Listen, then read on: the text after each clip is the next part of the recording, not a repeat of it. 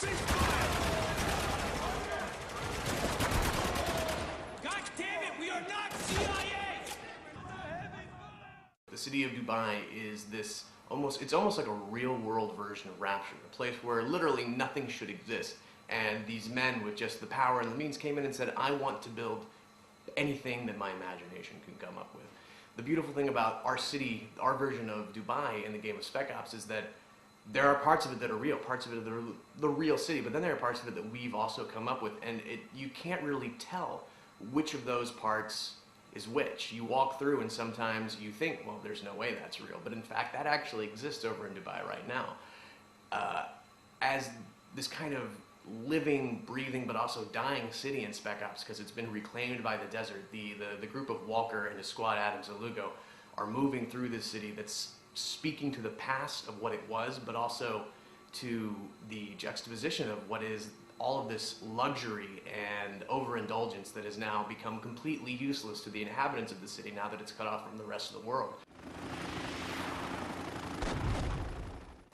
What's happened in Spec Ops at the beginning of the game is that the city of Dubai has come under a stream of continuous monstrous sandstorms, much like the Dirty 30s in the United States, when the middle of America was just constantly ravaged for a decade by sandstorms that destroyed the landscape. At the time when the sandstorms first started, Colonel John Conrad and the 33rd Infantry, who were coming out of Afghanistan, volunteered themselves to help with the evacuation of the city. The only way to get everyone out that was still there was to do a massive caravan. However, as they were getting the people out, the biggest sandstorm of all hit the city and all communications were lost. A permanent storm system settled over the city so that where you couldn't see it from outside of the storm, and the UAE named the city a no man's land in hopes of stopping any kind of looting. However, that's about 6 months prior to when the game has started. 2 weeks prior, the Department of Defense picks up a mysterious radio signal that has somehow made its way outside of the storm wall, and it sounds like it's Colonel John Conrad calling for help. And so you, Commander Walker, commander of this three-man Delta recon squad, is sent in to infiltrate the city and attempt to find any survivors, and if you do, to immediately leave and radio for command so they can send in an evac team.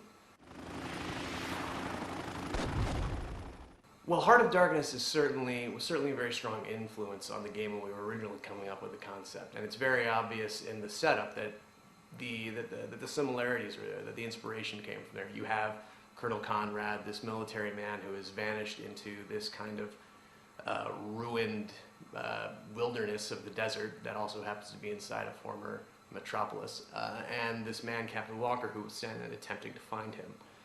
However, as you get your hands on the game and you start to get through the world, you see very clearly that the two stories very quickly diverge from each other. Whereas Heart of Darkness was a story about learning more and more about Kurtz, Spec Ops: The Line is a story about learning about Captain Walker and the two men in his squad, Lieutenant Adams and Sergeant Lugo. This has always been a story about what happens to good men when they're put in an increasingly bad situation, and how these three people begin to split apart, going on their own personal emotional journeys as they attempt to deal with the things that they are coming into contact with and the things that they are having to do in their attempt to save the people still trapped inside this city.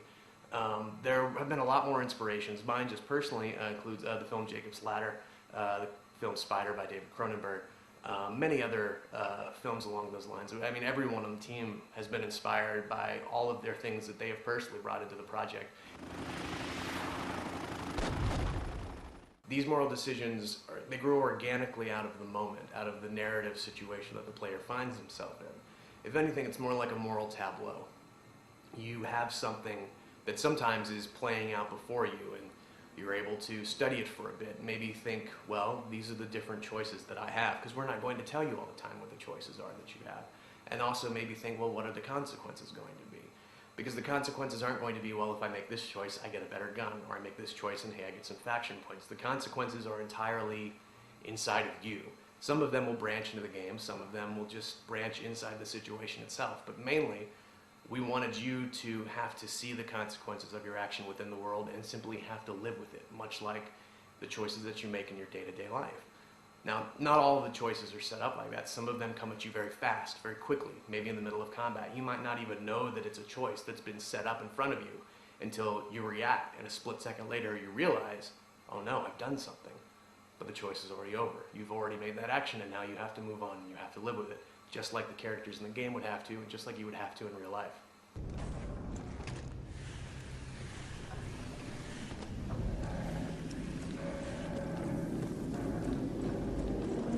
God damn. All this stuff is CIA. This must have